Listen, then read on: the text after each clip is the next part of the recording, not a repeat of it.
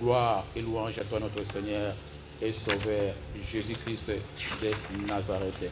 Zama pambola biso tokozwa bongo maloba na Nzambe tokotanga na kati ya mokanda ya Job chapitre 1 verset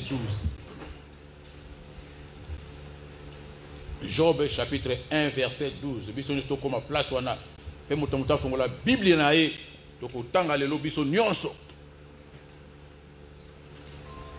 Toya kabongo na Bible na biso parce que tokona kotanga siko chaque verset tokona kotanga biso nyonso ensemble. Job chapitre 1 verset 12. Nazo zela bino. Nazo zela yo.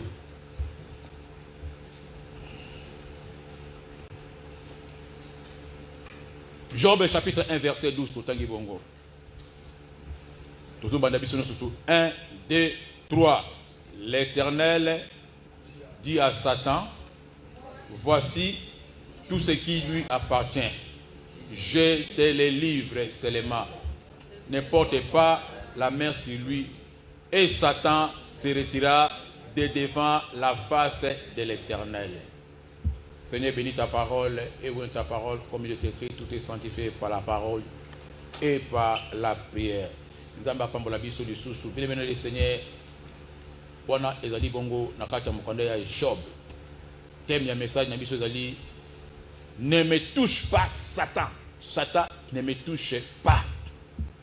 Oh bien le Seigneur, ceux qui ont la Bible na bisika mususu yoko ko mona bongo Nzambe lokola ke azali méchant.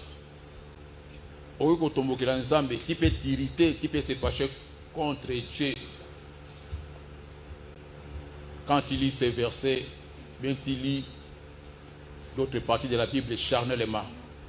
Mais aujourd'hui, le ballon, il y a Satan. Le balle, le jouer. Satan joue avec les enfants de Dieu. Pourquoi? Parce que on a une connaissance.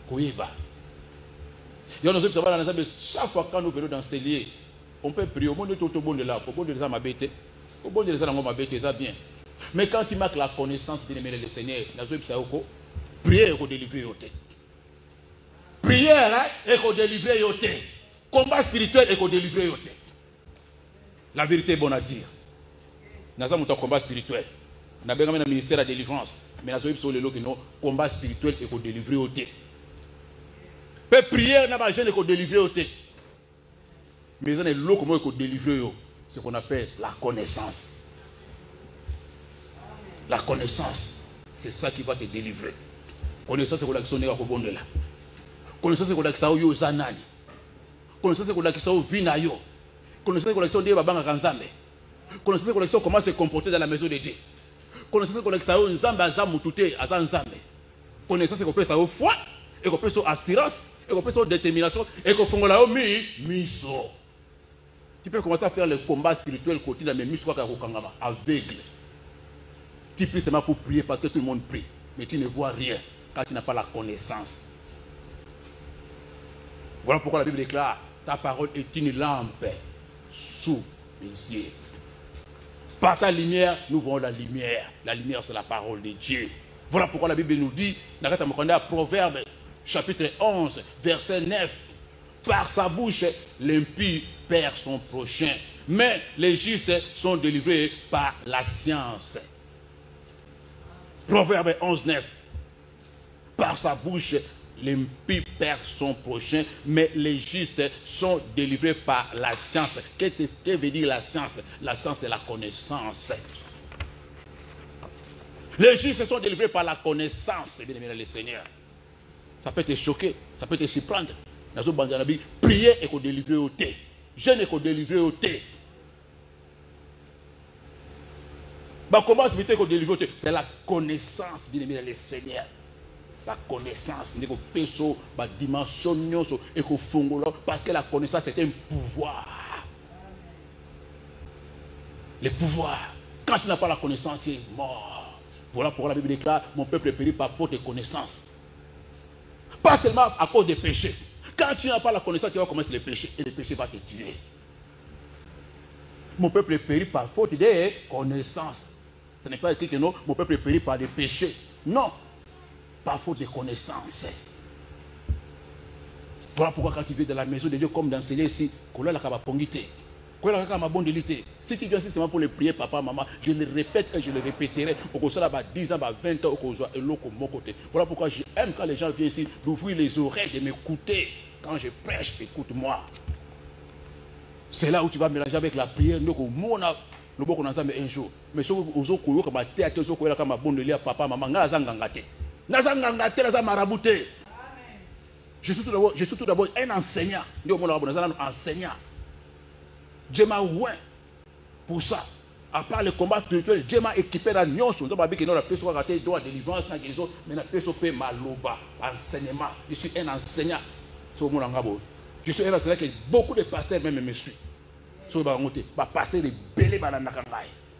Beaucoup de hommes de Dieu me suivent. Ils me suivent beaucoup. Et beaucoup sont dans les ministères. Mais tout le monde n'a pas les mêmes ministères. Parce que nous comment est-ce que tu me vois là-dessus? Je suis aussi dans homme de Dieu. Ou fait qualifié dans le même département. On a vu que nos pasteurs ont la même vision. Ils sont crédibles. Je ne suis pas n'importe quel pasteur. N'importe quel pasteur. N'importe quel billet. Bien, le Seigneur. Vous connaîtrez la vérité et la vérité vous affranchira. La vérité c'est quoi? C'est la connaissance. Vous connaîtrez la vérité, c'est ça qu'on appelle la connaissance. La connaissance c'est un pouvoir. Voilà pourquoi la Bible déclare dans Psaume 107, 20. Il envoya sa parole et les guérit et les fit échapper de la force. La parole de Dieu. C'est ça la connaissance qui va te libérer. C'est ça la connaissance qui va te délivrer. Parce que dans Katamukulelo, et comme il y a deux tendances dans l'église, et il y a la tendance à ignorer que Satan a la kate. Et il y a la tendance à exagérer que Satan a le kinguya. Mais Satan a la nguya, mais il y a le Dieu tout-puissant. Tout exagérer, tu es bien-aimé. N'exagérez pas de donner le diable la place de Dieu. Parce que dans le monde, on a deux puissances. Puissance ensemble, il y a Satan a fait Zali. Satan a fait appel ça Kalibala. Après ça appelle Mongo. Après ça appelle gloire, on a succès. Mais la gloire, non, le succès éphémère. Mais dans Nzambe, après ça, où la Bible déclare, c'est la bénédiction de l'Éternel qui enrichit et ne le fait suivre d'aucun chagrin. Il y a un Nzambe qui a sur l'état de génération en génération. Succès Nzambe katanakate. Gloire Nzambe katanakate. Miracle Nzambe qui a sur ils ont raté que nous, le lot tamboli na tongo sous son sous coca. À moi, il m'a fait la porte. À moi, il m'a fait diable place.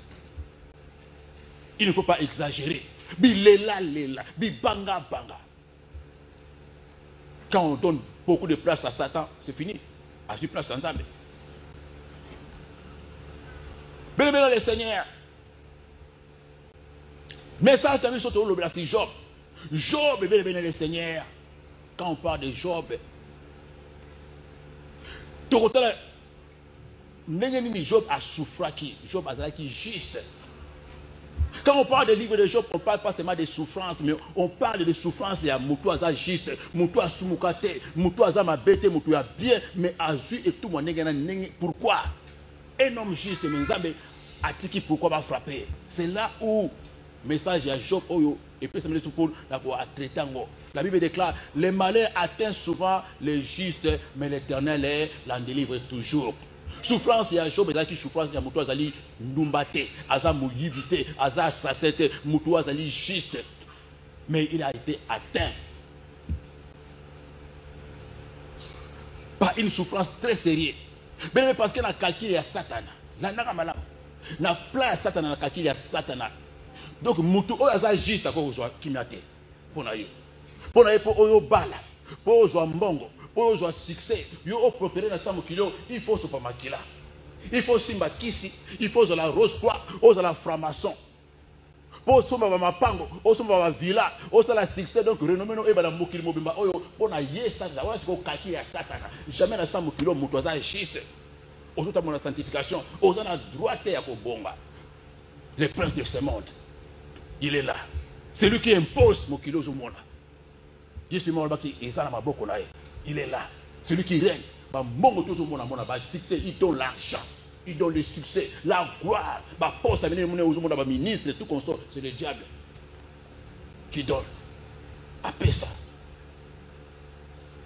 à imposer la loi, ma milliards de millions, à cause de le diable. C'est ça, maintenant, il y a un peu qui nous a kanga ma solo nyos. Si vous avez bonga, nzamba lingi ko tombola yo, nzamba lingi ko fula yo, siko ya ko kama duke, mais mutu oyo asa mutu angambo nanga te, ndenge nini asa ko fungwa maboyo. Ndenge nini azo somba, ndenge nini azo bonga. Il viendra pour opposer. Bien aimé, il y a aussi même musala nyonso ya nzambe. Gloire nyonso, appel nyonso, ministère nyonso, oya nzambe ya Abraham, ya Moïse.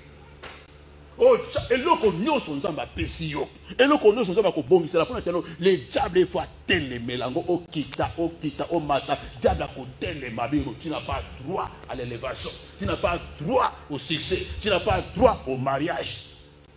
Tout ce que Dieu te donne, il va que diable ko bundisa à s'opposer. Ah, tout ça c'est la sanctification de Génini parce que le diable n'a pas peur de sa sanctification. La nana malam. Na kombo le nom de dimension mosusu.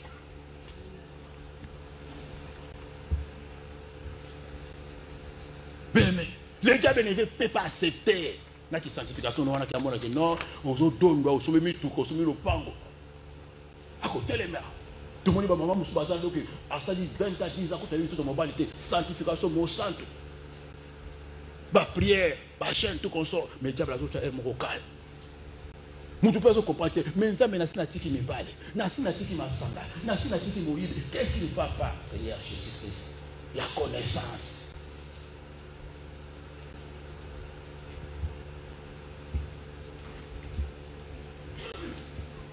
Aimez le Seigneur. L'église est changée. Aimez le Seigneur. Bamatea est changé. Diable a dit que tout a une place pour l'écolo. Tango, nous sommes dans solo na Job. Nous sommes bengi bana na nyonso. Azo solo la. Pour nous kopeta makambo ya Job. Job azalaki absent mukolo wana. Azalaki te. La Bible nous dit Dieu parlait avec ses fils et le diable est venu aussi. Kaka place wana nzambe abanaki ko solo na bana nae. Ozomo même na l'église ne tozabo. Diable peut atinda kabako yae. Je m'étonnerais sur le pasteur mort avec nous dans l'église ne bando ki bazate akosi. C'est que ça église nzambe te. Place nous son nzambe azali. Place nous bana nzambe azali. Le diable envoie ses adeptes. Et comment mandenge wana? Même Yemoko Jésus, il y a 12, parmi les 12, Yemoko démons à la Kiwana. L'église à Jésus, il y a 12 personnes, diable à la Kiwana. Judas.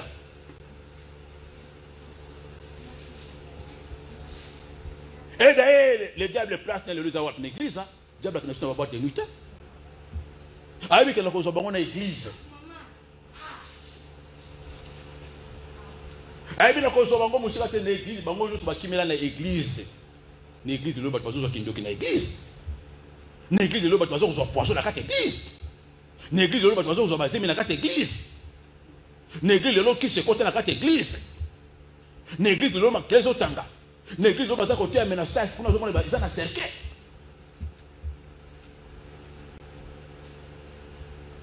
Les diables, c'est dans l'église. Dans la boîte de nuit, dans la salle de 20 mètres, dans l'hôtel. Siège à diable comme on a l'église. Avec Osala Moussala, diable a semi micro, diable intercesseur, diable la modération, diable na chantre là qui dit Pichipa Moulaye, là qui tambale na moto, là qui tchaka. Le diable est habillé en Prada, habillé avec toche, avec col pastoral. Dans l'église, sur le barangote. Place bana nzambe bazali place diable azali akozanga kate place bana nzambe diable akotinda ba oyaye bakoya wana bakosinfiltrer yemoko diable akozalana parce que mona diable azana na diable moko mona mboa azana na mboa mona nyao azana azana nyao quand il est là bien aimé et je prophétise ndoki nyonso watika ndako na ye ndoki nyonso wayaka awa ou bien oya yaki, ou bien oya kana butu, ou bien oya sa yaki. À kota awa. Je prophétise à kokendete nenga yaki. À kokendaka nenga yaki te. Et ça sa kendaki. Place à Zali. À kozalaka te nenga zaki liboso. Ah ozomona ah. Ndoki nyoso atia makolo oya mpona komeka. Ou bien oya kana butu, ou bien oya ki mission. Ce que atia makolo ah ça dit au sali faute. Oye na adresse à mabe. Ako kendaka te pe ako tikala kate nenge vine zalaki. La main de Dieu va l'atteindre.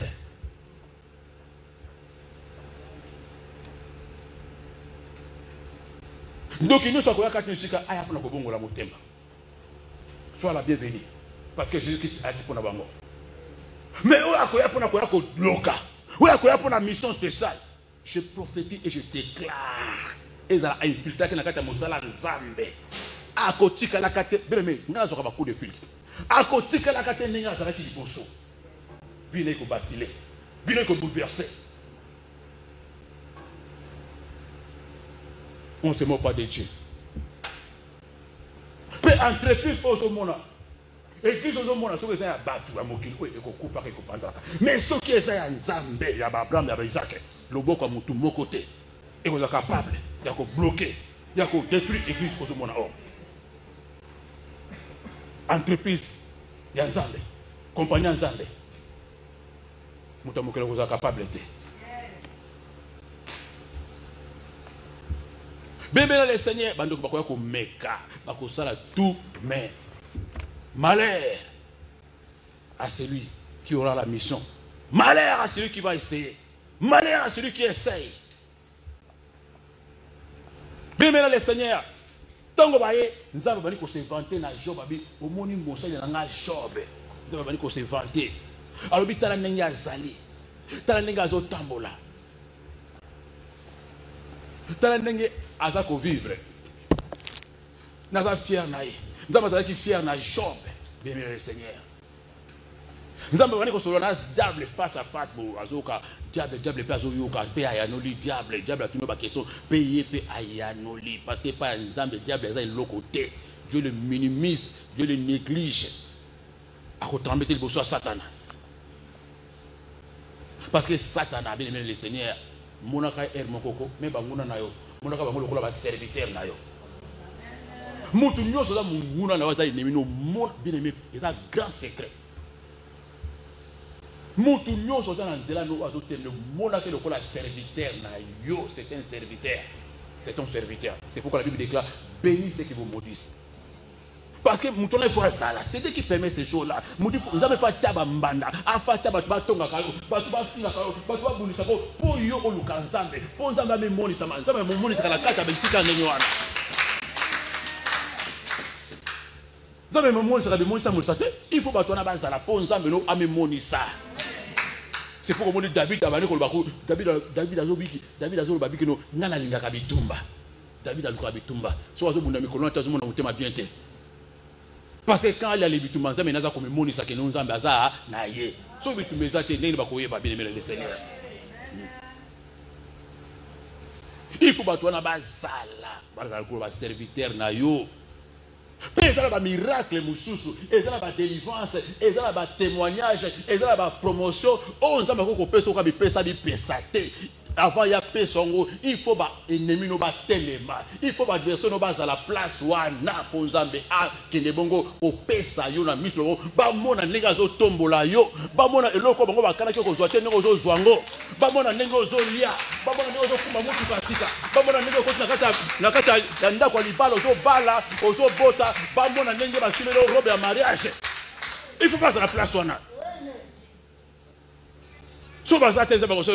C'est là où la Bible déclare la carte à Mokanda, Psaume 23:5.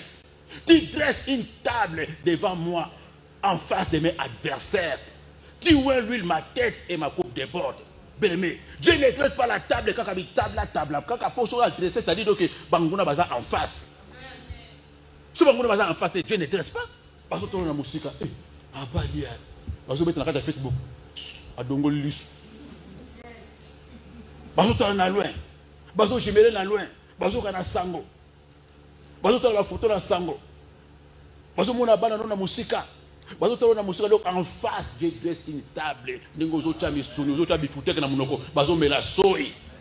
C'est ça, l'inspiration version.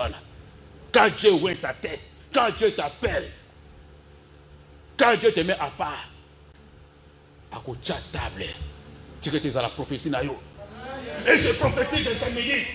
Et nous connaissons ce que nous avons fait. Et nous connaissons ce que nous avons fait. Avant, fait année, il faut Simba Yango, il faut Zoyango, comment Jésus Christ Messia.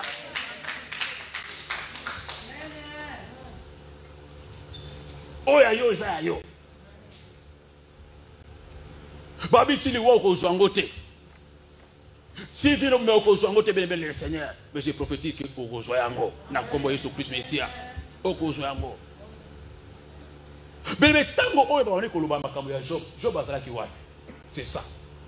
Erreur mingi ya bana nzambe asalaka. Kozanga présence ya nzambe. Kozanga na présence ya nzambe. Job azalaki absent mukolo wana bemele le Seigneur. Azalaki absent tango oyo baza ko peta lisolo na Satana, ni azalaki wana te bemele le Seigneur. Voilà pourquoi nous avons moyen à justifier et ça l'a quitté.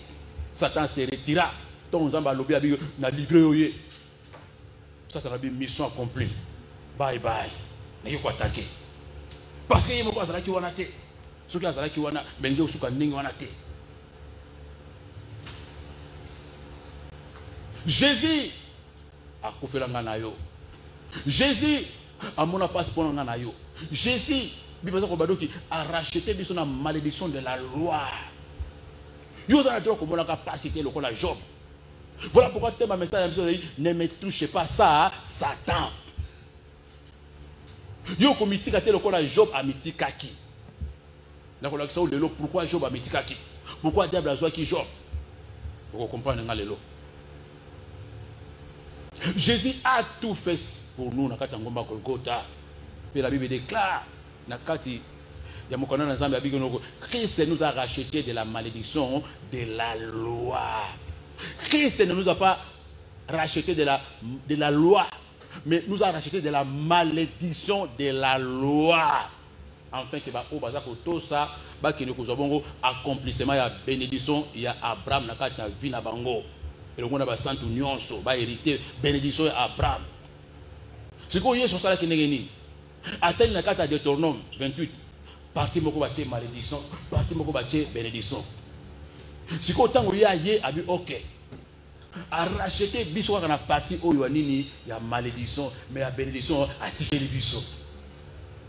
Abi na longoli bango na kati na racheter bango na loi ya malédiction mais loi ya bénédiction na tiki pour la tina ba oyo nyonso ba koto sa maloba na nzambe ba ko banga nzambe ba ko hériter bénédiction oyo ya Abraham. C'est ce que Jésus a fait. Christ nous a racheté de la malédiction de la loi. Osant a droit de bénéficier le Seigneur, il y a continuer à vivre le Seigneur. Quand il continue à vivre la souffrance, quand il continue à vivre la malédiction de la loi, c'est illégitime, c'est illégal. Voilà pourquoi nous avons la connaissance. Ce qu'on dit maloba, bien aimé le Seigneur, connaissance est compris à mon kondima, et compris à mon autorité, et compris à mon aïe ba droit naïe. Quand tu ne connais pas ton droit bien aimé le Seigneur, au cobo de kaka lokola tchako, au cobo qu'on réclame ba droit naïoté. La foi c'est la démonstration des choses qu'on ne voit pas, qu'on espère. Et la foi vient de ce qu'on entend. Et ce qu'on entend c'est la parole de Dieu. La parole de Dieu c'est la connaissance bien aimé le Seigneur. Ce qu'on a noté. Au frôler l'icolo, diable a kobuba yo, a kokosa yo. Parce que le diable a dit Bible bien. Et dans la pasteur, il m'a dit Bible contre le diable. Ce que je vais Bible est bango, pendimelango, peut pratiquer ango. Ça ne suffit pas à la Bible. Diable a dit Bible mais à pratiquer ango. Diable a dit Bible mais à sembler la rater.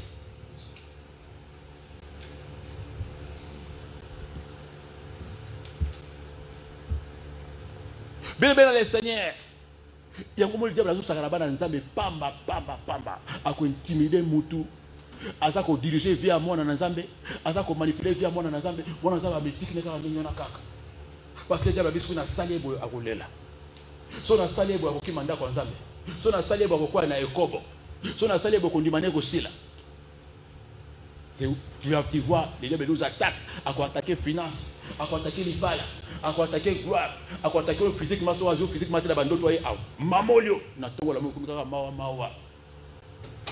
Aujourd'hui, la moto, ma journée, mes bébés, Nicolas, ndoto, à molaki na buto. Ndoto à ma bébé.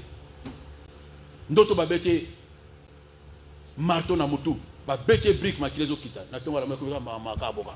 Mais mais avec ce secret moko, diable. Quand il fait comme ça, quand il t'agace, sur la moukina tongo salani, au lieu de on a passer de gauche à droite, on compte à la chaîne car il kota kota. Bakamu sous la seconde bakani no la moukina tombe à moko au bandiko yemba. Ah oui? Ça la respiration au monde. Au monde a moko.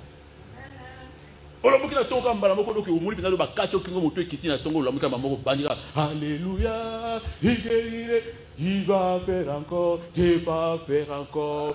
Azali Nzambe, Kolokomi, Esikani Nibakoma na Bible, Gana Koku Fale, Ozo Yemba, Ozo Yemba, Ozo Yemba, Ozo Yemba, Ozo Yemba, Ozo la tango teka kakobonde la côté bien mais ça va grave erreur.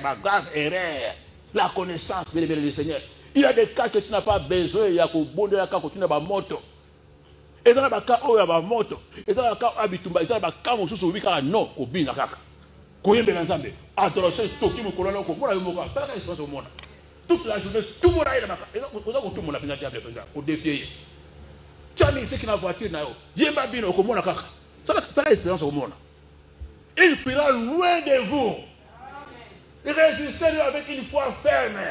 Quand il pleure à Rokende, quand il mimie à Rokende, quand il habite dans la yeux déjà, ça c'est côté déjà.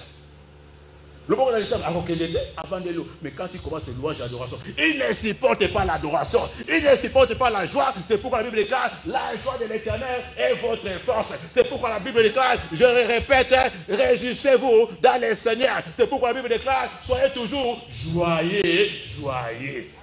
Donc, il a raté secret, pourquoi il me dit ça? Pourquoi il me dit ça? Parce que le diable ne supporte pas ces choses, papa, maman. La connaissance. Bilela lela bananzambe. Bilela kolela kaka. Lamentation kolela lela bele. Balela kana tango ya repentance. Na tango bitumbate. Chante. Le diable n'aime pas l'adoration. Voilà pourquoi le diable a ko kangama bananzambe azo tikate parce que likola ko banga likola ko lela. Makambo bananzambe ba ibiangote. Ba ibiangote. Ça l'expérience au monde hein. Dans la détresse calamité, yembela nzambe kumisa nzambe kolba nzokande za la kabo. Quand il chante, l'onction descend. Quand il chante, la stress qui maka. Quand il chante, le diable a ko kima a ko si protete. Abi mon ozo mutu makasi. Aye sous au baki sous adoration makasi, au tché volume. Au toki, au labi fufu na bien, na ma desu na au le bien. Tu vas voir? Tout c'est pas qu'à prière, non. Il ne faut pas exagérer. C'est pour la Bible déclare, rendez grâce à Dieu en toutes choses. Quand le diable était venu, quand le diable parlait avec Dieu, où était Job? Job était absent. Il n'était pas dans la présence de Dieu. Si Job était présent, il allait se défendre, bien aimé le Seigneur. Quand tu es présent,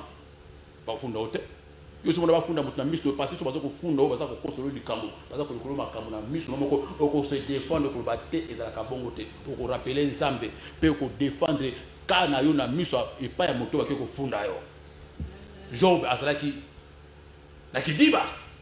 qui présentait la présence de Mokolona. Parce que quand Dieu parlait avec tous ses enfants, tous ses fils, où était Job? L'absence. Ma rate église. L'absence de la présence en Zambé. Tomoni la carte à Mokana Zambé. Josué va fonder Josué. Dans Zacharie 3, de 1 à 2, va fonder Josué quand il a Satan l'accusateur. Il a accusé Josué Moutamasumo.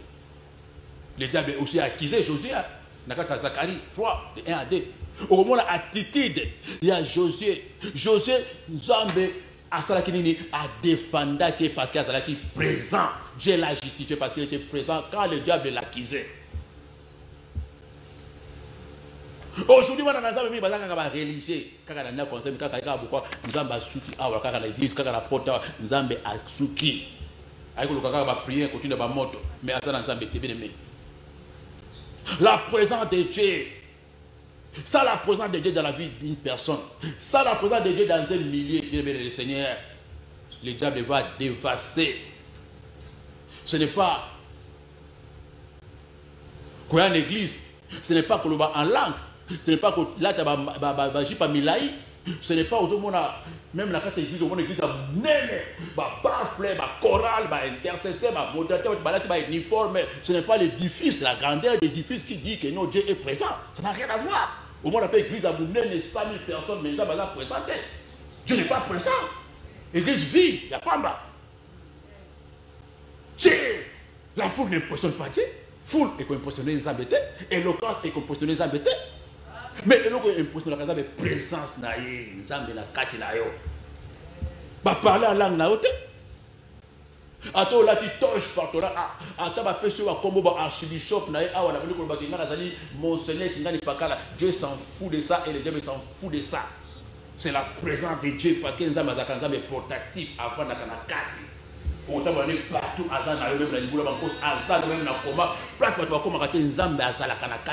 Dieu n'habite pas dans la maison, il habite ici.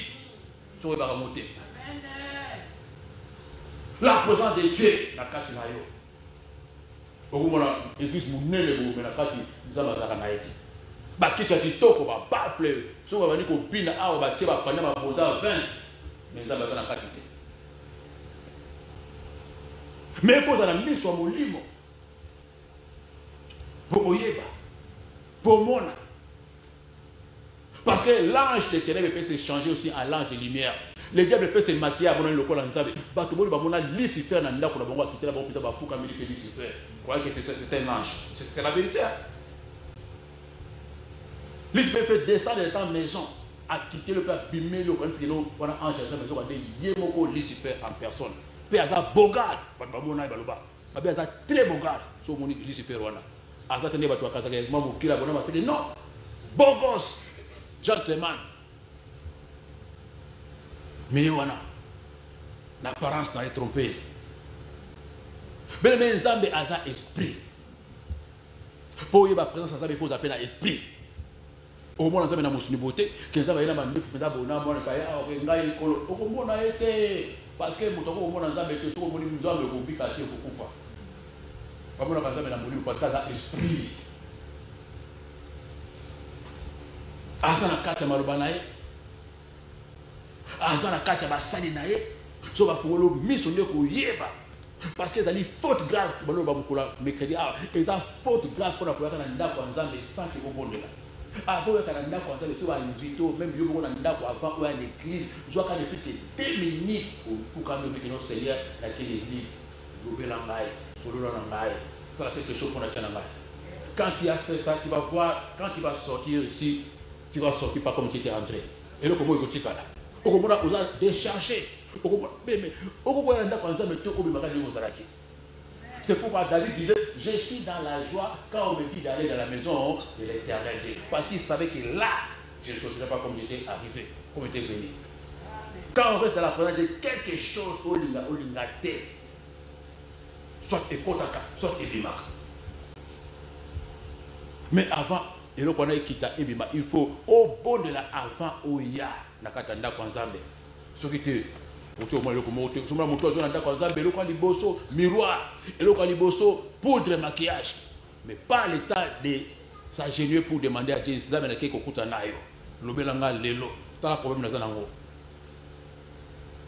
bien le Seigneur,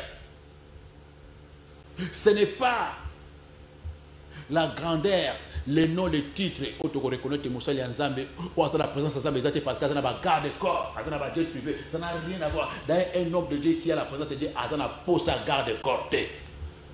Oui. Ça n'a pas sa garde-corps, ça n'a pas sa protocole, pour pas dire comme j'avais les protocoles. Mais je n'avais pas de garde-corps. protocole pour la diriger, non, bon, c'est la main qui est là, voilà, le protocole n'a rien à voir avec le garde du corps, le paquet, tout dans la minute qui va nous passer dans la cima. Bon, bah, ange, j'ai bazawa. Un homme de Dieu qui a la présence de Dieu n'a pas besoin de garde du corps. Bien aimé, parce que le diable, Azaraki, n'a kanda makasi à Job. Mais Job a dit que la Bible déclare, Job a dit qu'on confessait même à Soumou ya bananaye. Azali la kata boyenge bana ko sakana na ngote.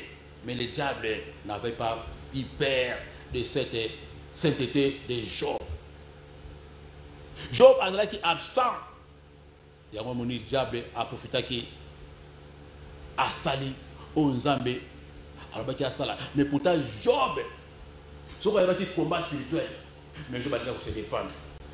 Malgré sanctification, malgré Bobang Nzambe, Job ne connaissait pas les combats spirituels. On a moko ya faute. Oyo Job a salaki. Job a dit que non, muto beta qui est Nzambe, qui Satan. C'est le diable qui avait frappé Job. C'est pas Dieu. Dieu a permis à Satan beta et mamolangai. Mais amitié qui est moko. Papa il s'est bêta, papa a bêta. Non, il a fallu à se défendre. Sur quoi se défendre là? Droit naé, que vous avez droité.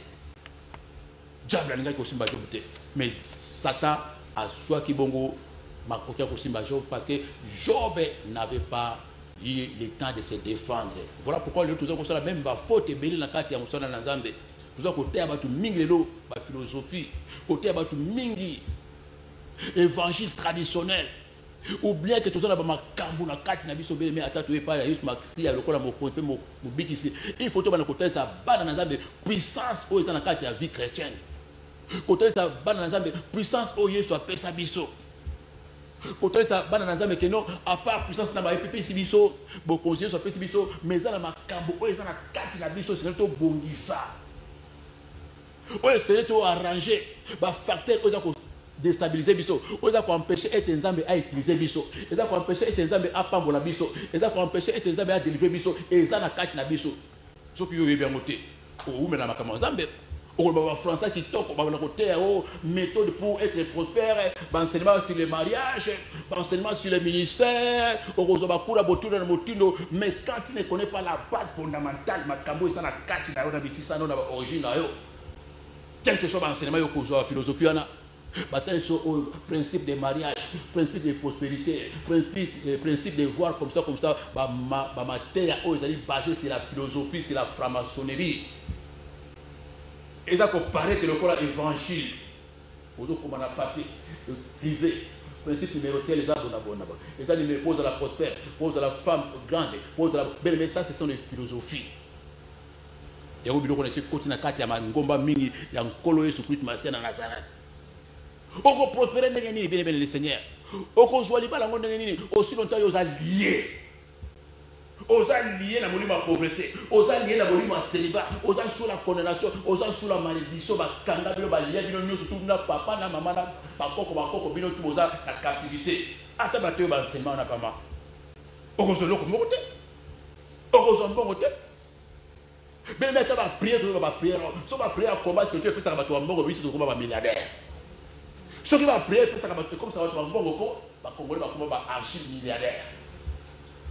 On va prier, basé dans 40 jours, basé dans 90 jours, tu vas prendre un bon mais tu vas être milliardaire. Je dis la vérité. Ceux qui vont prier comme ça va être un bon recours, mais tu vas être un bon. Manque de connaissances. La Bible déclare dans Abdias chapitre 1, verset 17. Abdias chapitre 1, verset 17. La Bible déclare, mais le salut sera sur la montagne de Sion. Elle sera sainte et la maison de Jacob reprendra ses possessions. Abdias chapitre 1, verset 17. C'est-à-dire, bien aimé, il y aura la délivrance et la sainteté, mais le salut sera sur la montagne de Sion, elle sera sainte et la maison de Jacob reprendra ses possessions. Bien aimé, le salut c'est quoi? Le salut c'est la délivrance. La délivrance de quoi? La délivrance des péchés. délivrance à ma soumo, des salés. Yo na aussi délivrance à ma soumo, tu as délivrance à Marie de Nini.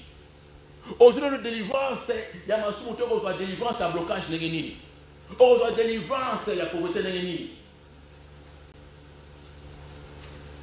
Parce que tout est bloqué, tout est lié. Tant que vous avez ma soumo, bien aimé les seigneurs, ma caméra, nous avons attaqué parce que l'escalier du péché, c'est la mort. Aussi longtemps, nous délivrance à ma soumo, aussi on a attaqué Koyiba, nakata masturbation, nakata fornication, nakata haine, nakata le couta, nous avons attaqué à ma soumo.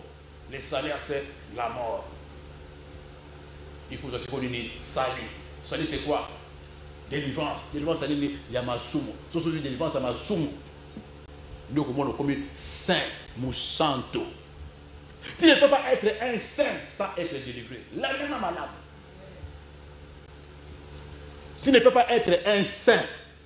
Tu ne peux pas être un juste sans être délivré. C'est la délivrance qui amène la sanctification.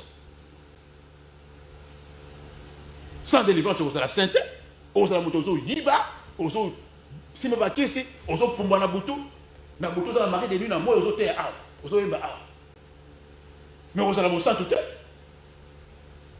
quelqu'un qui est d'abord la cacolé la butu, la marée de nuit, est-ce qu'on compte à beaucoup de balicolo? On a suivi, et c'est la sorcellerie. La vérité est bonne à dire. On a la Paris. Mais na butu uzaka kuna na mboka na kindele na ba famille uzo sokola nzungu uzo na koni na mboka mais na moyo uzo na château rouge là mama kabelo na makila shawa uzo uko hipo tatu tu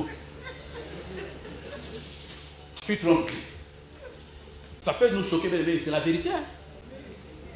Na butu uzaka wapi modérateur uzaka wapi chantre pasteur mokambi tobetela la masolo biso na biso nana ko betela lisolo kino na butu na muna na mboka muto ko betela ote papa ko betela ote acclame les rois ko betela ote la chair awa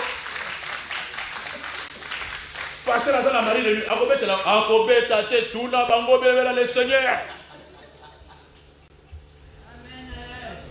kolonda kate ba fier wana kolonda kate ba françois na kolonda kate ba tosh wana kolonda kate kolonda kate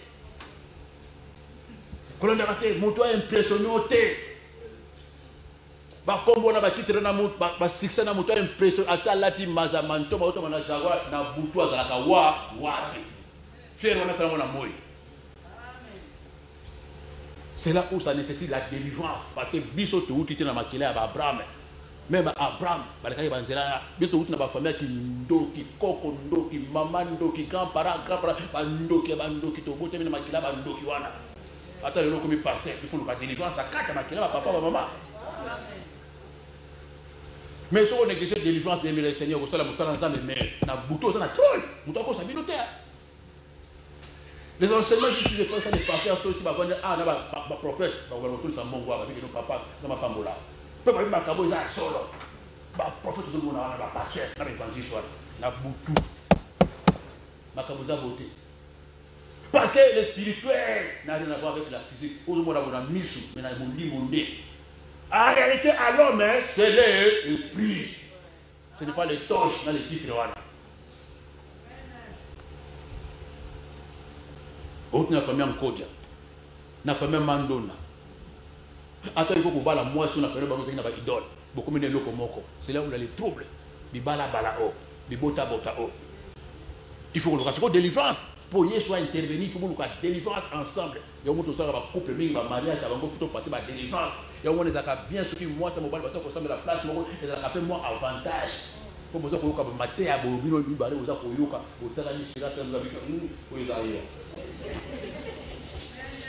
ça fait du bien quand on prie ensemble. Dans moi, si on colle ensemble, ensemble. Bébé le Seigneur, la délivrance.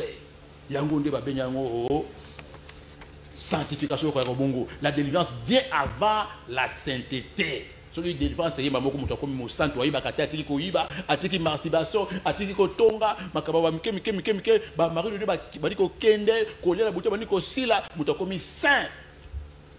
Tout est sanctifié par la parole et par la prière. Malbanza be ko sanctifier mutu elongoli mutu posa ko yiba elongoli mutu posa masturbation et puis mutu crainte ya nzambe la parole wa nous mona wana. C'est la vraie délivrance, c'est la parole qui délivre. Hein? Ce n'est pas le fait que quoi a besoin de la délivrance. Tala, batumi baza ko à l'église koko. Akanisi ko ka ayeka mamoko, ba bodi pour la tiana e akoyi azu délivrance. Grave. Maman moko ayeki wana ayina mamukanda. Azu sufina ba mukanda. Adio kwami. Na bondi la pour la tiana il faut tant na bondi pour la tiana bo ayeka ki matela na radio. Zeka na radio na bondi limbala moko. Abela ka litoi fongo mbala moko abenga yi papa de jamais vu. La guérison beaucoup de miracle la prière médiale lelo avant on a fait comme 2 ans un jour où ça qui n'a pas le Kanda aye tant voyez ah au bateau de foulée la fille c'est était le territoire folle aye l'hôpital de Jésus tant que tu vas prier ba moko ba parler tata moi ça bimi na kato tata moi c'est mtakanga c'est comme toi ça ça n'est Olé Aya a continué à prier, il parle avec nous dans une délivrance. Bayo, tata moi ça qui. Ah oui, il soit vrai. A quel est bail? Ce qu'on a mon tour, c'est quoi que nous les gens qui a eu délivrance en bas. Bâtonnier Baza est pelé des millions. Donc le fait que tata moi ça le bas qui me colonne, après il parle avec nous dans une délivrance la bonne. Quelle grave erreur! Quelle erreur! Quelle stupidité! Au lieu à continuer, on va prier avant de la Yesu, place à mourir le beau ensemble, mais il y a quand même des cas à visiter la boue, de la qui maman, tata moi ça lui, na mon nangai, ça dit donc il a eu délivrance à qui? Ce n'est pas ça la délivrance, bien aimé. On a une manifestation, il y a un esprit à se manifester, mais la délivrance, on a recours à côté qui est la délivrance. Et la manifestation, il faut qu'on continue qu'on bonne là, on soit à qui a besoin de sous-sauter. Ceux qui m'ont dit que les gens qui ont été sanctifiés à cause de ça. À cause de ça, quand on a dit que nous avons dit à cause de ça, nous avons dit à Kotonga, nous avons dit à Kanda. Voilà pourquoi il faut qu'on maîtrise le droit ensemble pour oser dans la sanctification. Ceux qui sanctification, et qu'on puisse dire qu'on a dit qu'on a diable. On a délivré comme mon sang. Parce que mon sang, on a juste diable à cause de été. Comme Bangayo, comme monte, ma prière nous a efficacité, ma comme tout vous avez avec impact. Bien le Seigneur. On peut posséder bénédiction, on a la promesse de ma voilà l'explication en version tout autant à Abias 1,17. Mais le salut sera sur la montagne de Sion, elle sera sainte et la maison de Jacob reprendra ses possessions. On reprend des possessions na yo, bilo ko na nyonso, o bakanga batekala bakoko bapotola bayiba, ba possession na nyonso, o ko reprendre o kaka soki yo ozibongo délivrance comme na kata sanctification, donc on posséder bilo ko nyonso ba primera bilo na famille, o yo bakanga ba bondela, ça quoi tu peux pas voir ça bien aimé le Seigneur. Nzamba ko peso di bala mais maboko za ko kangama. Ako peso mbongo mais maboko za ko kangama. Oza na prison. Voilà pourquoi Dieu prépare toujours un homme. Il envoie les gens toujours avec le message, comme il dit, il envoie sa parole. Et sa parole est guérie. Et les filles échappées de la force. Tant que Jésus a tombé à Lazare, Jésus a fait que Lazare tête. Jésus a dit que non, Jésus a fait Lazare Bassina. Ce n'est pas Jésus qui a délié Lazare. Jésus a libéré Maloba. Lazare sort. C'est quoi plus c'est qu'il a dit délier. Pourquoi il n'a pas délié? Il est la part de Dieu, il est la part des hommes.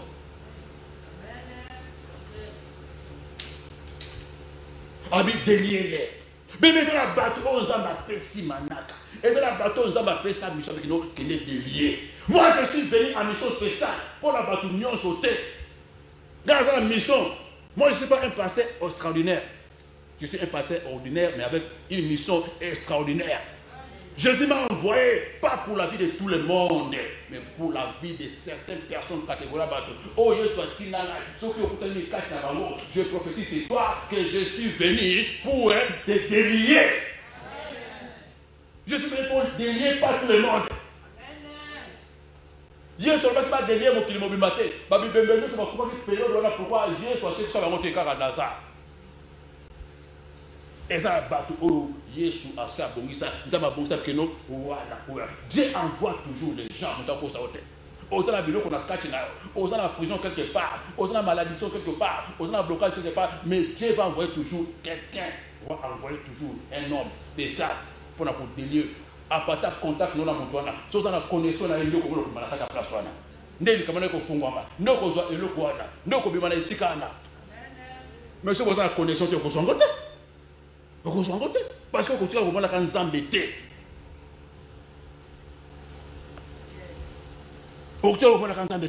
les gens qui sont connectés sont en train de proclamer, sont en train de témoigner la grandeur de Dieu. Même dans les lois, sans contact, sans imposition de main. Par exemple, il y a certains dans Togo, dans les États-Unis, dans le Canada. Pourquoi? Parce que c'est la mission. C'est la mission. Et mission, c'est un moment nango. Mission, c'est un époque nango na tango nango. Si on t'a connecté, on t'a connecté, tu es à côté na yo, on l'équipe. Voilà pourquoi et Seigneur bien le Seigneur, aux à la place na yo, aux à la attaché, aux à la connecté, aux à la présent bien pour comprendre ma cambo yo. Ce qui ndambe a proclamé tant de manifestation na yo, tant de distinction na yo, na ici ka yo sali au moment nzambe a ko se glorifier na kat na vie na yo bien le Seigneur. Tout ça le baka pour la koloba lo bate. Je ne parle pas pour t'intimider, puis pour t'impressionner. Chaque homme de Dieu, chaque femme de Dieu a dit alliance au Azalango. N'a pas dit alliance au Azalango dans Zambé. Attends, on dit Mangote Ngamo qu'on a yépi. N'a pas pour ça on dit maté. Je connais l'alliance que j'ai avec Dieu. Je connais ce que Dieu a mis à moi. Et ça n'a pas yépi. Au bout du jour, je suis le chemin et la vie. Je suis le père de la vie. Pourquoi? Parce qu'il y a baki. Baki mais je sais. Celui qui ne connaît pas, ne connaît pas. Personne ne peut m'impressionner, personne ne peut m'intimider, personne ne peut m'écraser, personne ne peut m'étouffer parce que la Yébi ou un mission, n'a eu un appel. Et je vais achever ça jusqu'au bout. Na ba oza ba klena délier, na ko délier bango, ba ko témoigner, ba ko pambolama, ba ko bota, ba ko bala, ça c'est la mission en ngai. L'homme ne peut recevoir que ce qui lui a été donné du ciel. Oh, ça va faire ça, et on a coupé ça. Ça va monter, ça va moutoukater, ça va magiter. Oh, ça va faire ça, et on a coupé ça. Et on a coupé ça. Ça va kindokité, ça va magiter. On a coupé ça, oh, ça va faire ça. L'homme ne peut recevoir que ce qui lui a donné du ciel. Oh, bien-aimé le Seigneur. Voilà pourquoi. Notre faute, Job a ça qui concerne la montée. Donc, on a le Job parce que Job ne connaissait pas les combats spirituels, bien le Seigneur. Dieu nous a donné les manteaux, les mandats. De détruire. Nous, on a détruit les métaux. Parti, mais ça la satana. Nous, on a beaucoup de je suis un destructeur. On a détruit, mais ça la satana, on a dégâts. Nous, on a par exemple, chauffer par la dégâts. Côté la couche dans mon côté. Dis la moto. Je suis un détecteur des œuvres du diable.